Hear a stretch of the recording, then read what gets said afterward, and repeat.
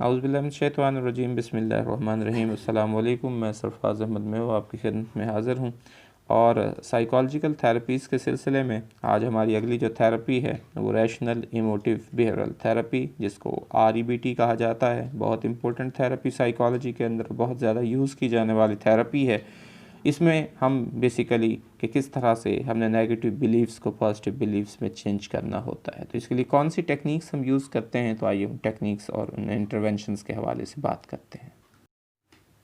सबसे पहले हम इसका मेन थीम देखते हैं कि people are not disturb by things but rather by their view of things. लोग जो है वो चीज़ों से डिस्टर्ब नहीं होते, बल्कि उनके लिए जो उनके व्यूज़ होते हैं उन चीज़ों के लिए उनसे डिस्टर्ब होते हैं। एलिस सेड, ये एल्बर्ट एलिस की बेसिकली REBT है, जो कहता है कि द फंडामेंटल जो असर्शंस होते हैं of rational emotive behavioural therapy के वो ये हैं कि किस तरह से हम लोग किस तरह से फील करते हैं, ये इन्फ्लुएंस करता है कि बाय हाउ दे थिंक, वो किस तरह सोचते हैं। यानी जिस तरह से वो महसूस करते हैं उसी तरह से इंसान की सोच बनती है और यही सोच जो है इंसान को साइकोलॉजिकल प्रॉब्लम्स की तरफ लेके जाती है। तो रैशनल इमोटिव बिहेवियरल थेरेपी जो है was one of the very first type of cognitive therapies. Ellis जो है उसने फर्स्ट इसको बिगिन किया और इसको डेवलप किया REBT को अर्ली 1950s के अंदर, और इनिशियली इसको कहा जाता था रैशनल थेरेपी। 1959 में जो टेक्निक्स थी उसको रीनेम्ड किया गया रैशनल इमोटिव थेरेपी के नाम से, और उसके बाद 1992 में इसका नाम चेंज करके इसको रैशनल इमोटिव बिहेवियरल थेरेपी रख दिया गया। तो एलिस ने इस पे काम जारी रखा, वो REBT until his death in 2007, 2007 में उनकी मौत तक उन्होंने इस पर अपना काम जो है वो जारी रखा। अब इसमें सबसे पहला जो हम बात करते हैं ABC मॉडल। एलिस ने सजेस्टेड किया था कि जो पीपल है वो mistakenly blame external events for happiness, वो अपनी नाखुशी के लिए जो है वो एक्सटर्नल जो इवेंट्स होते हैं उनको ब्लेम करते हैं। उसने आर्ग्यू किया था कि जो that is our interpretation of these events, ये उन इवेंट्स के लिए हमारी इंटरप्रिटेशन होती है, that truly lies at the heart of our psychological distress, जो कि हमारी साइकोलॉजिकल डिस्ट्रेस की वजह बनती है। To explain this process Ellis ने डेवलप किया था कि what he refer to as the ABC model. उसने उसको ABC मॉडल का नाम दिया। उसमें A से उसने कहा कि एक्टिवेटिंग जो इवेंट्स होते हैं, something happens in the environment around you, कि हमारे इर्द गिर्द जो चीज़ें वक़्फ़ पज़ीर हो रही हैं वो हमारे लिए एक्टिवेटिंग इवेंट्स होते हैं। B for beliefs, you hold a belief about the event और सिचुएशन, तो उस जो हमारे इर्द गिर्द चीज़ें हो रही हैं हम उनके बारे में एक बिलीफ बना लेते हैं और हम उनके बारे में एक सोच रख लेते हैं। उसके बाद उस सोच की वजह से C फॉर कॉन्सिक्वेंस, हमारे तो consequences you have an emotional response to your beliefs, और उन्हीं बिलीव्स की बेस पर आप अपना जो है वो इमोशनल रिस्पॉन्स पेश करते हैं। तो इस तरह से हमारी सोच जो है वो डेवलप होती है और हम साइकोलॉजिकली जो है हमारा जो बिलीव्स की वजह से हमारे इमोशनल रिस्पॉन्सेस वो होते हैं। जी, इसमें हमारी जो REBT है, इसमें जो जनरल गोल है REBT का वो असिस्ट करना है पीपल को कि वो मिनिमाइज़ कर सके अपने इमोशनल डिस्टर्बेंसेस को, डिक्रीज़ करे अपने सेल्फ डिफीटिंग सेल्फ बिहेवियर्स को, और वो मोर अवेयर हो सके अपने जो उसकी सेल्फ एक्चुअलाइज्ड उसकी तरफ लेके जाने में, उसको मोर जो है वो सेल्फ एक्चुअलाइज्ड कर सकें, अपनी प्रॉब्लम से अवेयर हो सके और फिर उनके सोल्यूशन की तरफ उसके बिहेवियर को चेंज किया जाता है और इसको ताकि वो एक हैप्पियर एग्जिस्टेंस उसकी हो सके।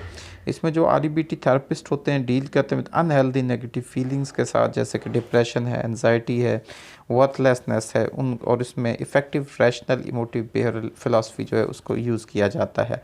तो इसमें जो अप्रोचेस की हम बात करते हैं तो दो अप्रोचेस यूज़ होती हैं REBT के अंदर। एक हमारी इमोटिव अप्रोचेस हैं और दूसरी हमारी बिहेवियरल अप्रोचेस हैं।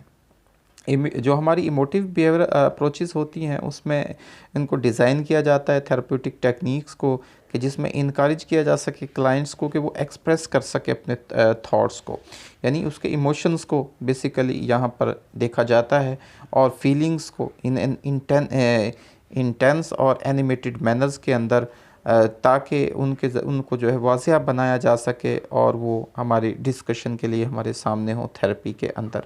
तो बेसिकली इसका मकसद जो है वो ये है कि क्लाइंट को इस काबिल बनाना उसको, ताकि वो उसको इनकरेज करना कि वो अपनी फीलिंग्स, अपने थॉट्स जो हैं उनको शो ऑफ़ कर सके, उनको बता सके। तो इसमें जो सबसे पहले टेक्निक इस्तेमाल की जाती है उसे इमेजरी कहा जाता है। इसको अक्सर यूज़ किया जाता है REBT के अंदर, और इसका मकसद होता है क्लाइंट को हेल्प करना कि वो अपने इनअप्रोप्रिएट फीलिंग्स को अप्रोप्रिएट वन में चेंज कर सकें।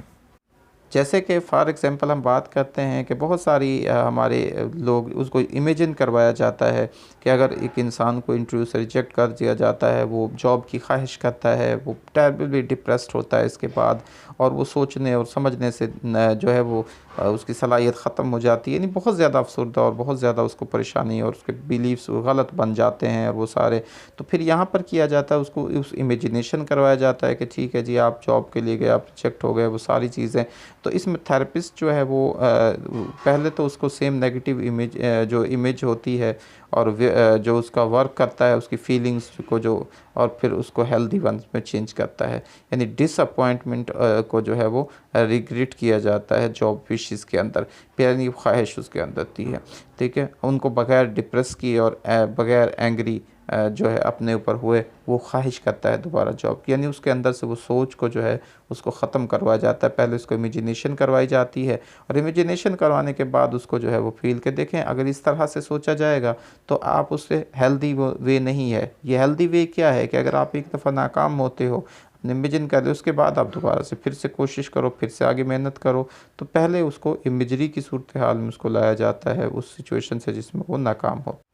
इसी तरह एक अगला मेथड हमारा रोल प्ले मेथड है। इसमें रिहर्स करवाया जाता है, रिहर्सल करवाई जाती है कुछ बिहेवियर्स को, ताकि क्लाइंट्स की जो फीलिंग्स हैं उनको वाज़ेह किया जा सके और इसकी वजह से उसके इमोशंस का पता चल सके, ठीक है, और उनको पता चलाया जा सके जैसे जिनसे वो पहले अवेयर नहीं होता था। उसमें उसको रोल करने के लिए दिया जाता है, रोल प्ले करवाया जाता है उससे, ताकि वो अपने उन इमोशन को जो उसके लिए प्रॉब्लमेटिक हैं, उसके लिए तकलीफ़ दें हैं या उसके लिए नुकसानदेह हैं, उनका उसको पता लगाया जा सके। क्योंकि जब इंसान एक रोल प्ले करता है, ख़ुद से वो काम करता है, जब उसको एहसास होता है कि वाकई ये काम किस तरह का है, तो रोल प्ले मेथड इसमें यूज़ करवाया जाता है। इसके बाद अगला जो मेथड है जिसको शेम अटैकिंग मेथड कहा जाता है, इसका मकसद होता है कि एक्सरसाइज करवाना। एक्सरसाइज होता है इसका, ये शेम अटैकिंग एक्सरसाइज है। इस एक्सरसाइज का मकसद है क्लाइंट को जो है हेल्प करना कि वो अनअशेम्ड फील कर सकें जब दूसरे जो है उनको डिसअप्रूव करते हैं, ठीक है जी। थेरेपी सेशन के अंदर प्रैक्टिस करवाया जाता है। ये आउटसाइड थेरेपी भी हो सकती है, आम रूटीन में भी हो सकती है, और ये कंटिन्यूड रहती है एक्सरसाइज तब तक हम सॉरी फील करना जो है वो बंद ना कर दें और डिसअपॉइंट ना हो दूसरों के डिसअप्रूवल्स की वजह से, ठीक। और अपनी जो है वो जो है हम अपनी फीलिंग्स, अशेम्ड फीलिंग्स को सीज ऑफ ना कर सकें, उनको ख़त्म ना कर सकें। इसके बाद नेक्स्ट हमारा जो फोर्सफुल सेल्फ स्टेटमेंट्स और फोर्सफुल सेल्फ डायलॉग्स का आता है। एक फोर्सफुल स्टेटमेंट, इसमें पहले में स्टेटमेंट्स बनवाई जाती है। स्टेटमेंट्स जो हैं वो जो कॉम्बैट करती हैं फीलिंग्स को इन ए स्ट्रॉन्ग और फोर्सफुल मैनर में, उनको वो हेल्पफुल होती हैं हमारे रिप्लेस करने में रैशनल बिलीव्स को जो है रैशनल बिलीव्स को रैशनल बिलीव्स के साथ। और दूसरा जो फोर्सफुल सेल्फ डायलॉग है, इसमें आर्ग्यू करवाया जाता है। आर्ग्यूज़ होते हैं स्ट्रांगली और vigorously against the irrational beliefs के हवाले से। जब आर्ग्यूमेंट होती है जो इसकी एक इंसान के रैशनल बिलीव्स बने जाते हैं, उनको आर्ग्यू करते हैं कि इरेशनल बिलीव्स आपके हैं, ये ठीक नहीं है, ये आपके लिए प्रॉब्लमेटिक है, तो उनको इरेशनल बिलीव्स को जो है रैशनल बिलीव्स के अंदर चेंज किया जाता है, ठीक है। और इसकी वजह से वो जो इरेशनल बिलीव्स जैसे बने, जिस वजह से बने, वो चीज़ें निकल के क्लाइंट के उस माइंड से बाहर आती हैं, और इस तरह से जो एक थेरापिस्ट है वो उन इरेशनल बिलीव्स को फिर रैशनल बिलीव्स में चेंज करने की कोशिश करता है with the help of these forceful self dialogues. तो इन तमाम जो टेक्निक का असल मकसद जो होता है वो उसके जो थॉट्स और फीलिंग्स हैं उनको एक्सप्रेस करवाना है, कि जिसकी वजह से इंसान के अंदर ये रिजिडिटी आई है बिलीव्स के हवाले से और थिंकिंग्स के हवाले से। नेक्स्ट हमारी जो बिहेवियर टेक्निक्स हैं, पहले हमने इमोटिव टेक्निक्स पढ़ी और बिहेवियर टेक्निक का मकसद होता है उसको अब कम्बैट करना क्लाइंट की जो डिमांड है और जो उसके मस्ट हैं कि ये चीज़ें लाजमी होनी चाहिए और वो मुझे लाजमी मिलनी चाहिए। तो थेरेपिस्ट उसमें एक असाइनमेंट बनाता है को जो रिड्यूस करती है इरेशनल बिलीव्स को, यानी उसमें असाइनमेंट्स दी जाती हैं।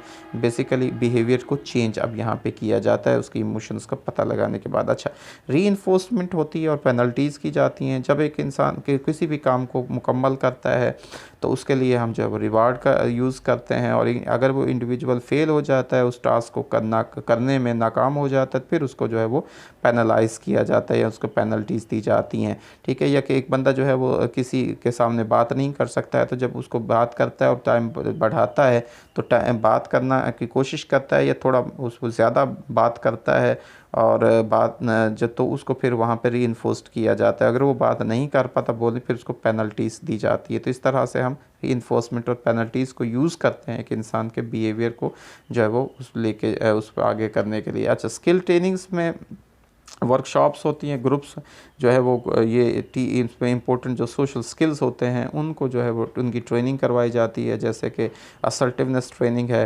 वो दी जाती है, वर्कशॉप्स उसकी करवाई जाती हैं और ये हेल्पफुल होती है जो कि शाई लोग होते हैं और वो डिफ़िकल्टीज़ महसूस करते हैं, उनको नीड होती है कि वो दूसरे लोगों से मिल सकें। अल्बर्ट एलिस के मुताबिक ये जो है असर्टिवनेस ट्रेनिंग बहुत इंपॉर्टेंट है। इसकी असर्टिवनेस ट्रेनिंग वर्कशॉप्स करवाई जाती हैं उन पीपल्स के लिए जो शाई होते हैं, बात नहीं कर पाते, उनको उनकी सोच इस तरह की बन जाती है कि वो किसी के सामने बोल नहीं सकते और वो इस तरह, तो उनके लिए फिर असर्टिवनेस ट्रेनिंग बेसिकली जो हमारी स्किल ट्रेनिंग्स जो है वो उसमें करवाई जाती है। अच्छा, इसके बाद नेक्स्ट जो है एक बहुत इंपॉर्टेंट है जो इनसाइट लर्निंग है। इनसाइट जो होती है उसमें हम अनहेल्दी फीलिंग्स को चेंज करते हैं और बिहेवियर को, और इसमें 3 टाइप्स की हम इंसाइट करवाते हैं। फर्स्ट लेवल पे इंसाइट जो है इसमें एक्नॉलेज करवाया जाता है कि जो डिस्टर्बेंस वो माजी से नहीं आती बल्कि हमारे जो इरेशनल बिलीफ से आती हैं, जो कि इंसान अपने जो एक्टिवेटिंग इवेंट्स के हवाले से जो इंडिविजुअल्स अपने साथ रखते हैं। यानी जो हमारी अंदर जो इंसाइट है जो डिस्टर्बेंस है वो माजी से नहीं है, पास्ट का हिस्सा नहीं है, बल्कि हमारी सोच का नतीजा है। दूसरा, उसको एक्नॉलेज करवाना, पहली चीज़ है acknowledgement of the irrational beliefs.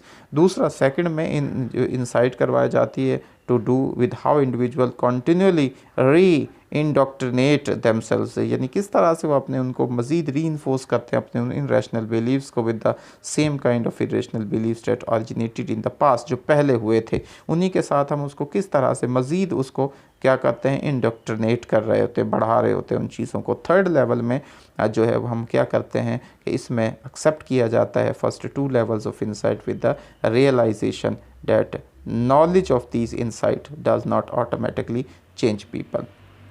ठीक है जी, उसमें हम उसको चेंज करते, इंसाइट करवाई जाती है, उसकी रियलाइजेशन करवाई जाती है कि जो नॉलेज है इन इंसाइट्स का does not automatically change people, कि वो ऑटोमेटिकली चेंज नहीं करता। जब तक हम इंसान ख़ुद अपने बिलीव्स को चेंज ना करना चाहे उस वक्त तक उसको चेंज नहीं किया जा सकता है।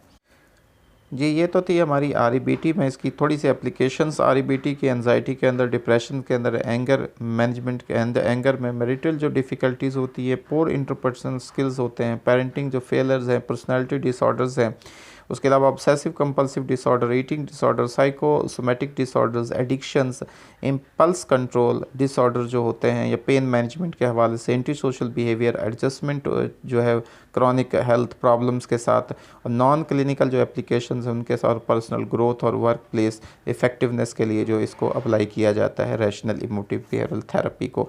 थोड़ा सा एक माइंड में कन्फ्यूज़न होता है, उसको ज़रा याद कर लीजिएगा, क्लियर कर लीजिएगा कि डिफरेंस जो है वो क्या है CBT और REBT में। तो ये मैं क्लियर कर दूं कि REBT जो है वो इसका मकसद होता है क्लाइंट्स के जो मॉडिफाई करना, जो उसके कोर जो करंट बिहेवियर बिलीव्स होते हैं उनको, और CBT का मकसद होता है करंट बिहेवियर को चेंज करना, यानी उसमें करंट बिहेवियर को चेंज किया जाता है CBT में, और जो REBT के अंदर जो बिहेवियर बिलीव्स होते हैं उनको चेंज किया जाता है। ठीक है जी, ये सारा इसमें उसमें जो REBT के अंदर इरेशनल बिलीव्स को जो है वो उसको ऊपर फोकस होता है, लेकिन जो CBT में फ़ोकस होता है वो करंट बिहेवियर के ऊपर होता है, इसको अपने जहन में रखिएगा। ये तो थी आज की हमारी थेरेपी जिसको REBT rational emotive behavioural therapy कहा जाता है। उम्मीद है कि आप इसके बेसिक जो इसकी कॉन्सेप्ट्स हैं और टेक्निक्स हैं और इंटरवेंशंस हैं उनको समझ गए होंगे। तो अल्लाह ताला से दुआ है कि अल्लाह ताला आपको सेहतमंद ज़िंदगी अता फ़रमाएँ, आपको हर किस्म की बीमारी से महफूज रखे। अल्लाह ताला आपकी ज़िंदगी में आसानियाँ नसीब फ़रमाएँ और आसानियाँ तकसीम करने की तौफ़ीक नसीब फ़रमाएँ। आमीन। आपका बहुत शुक्रिया, दुआ में याद रखिएगा। अल्लाह हाफ़िज़।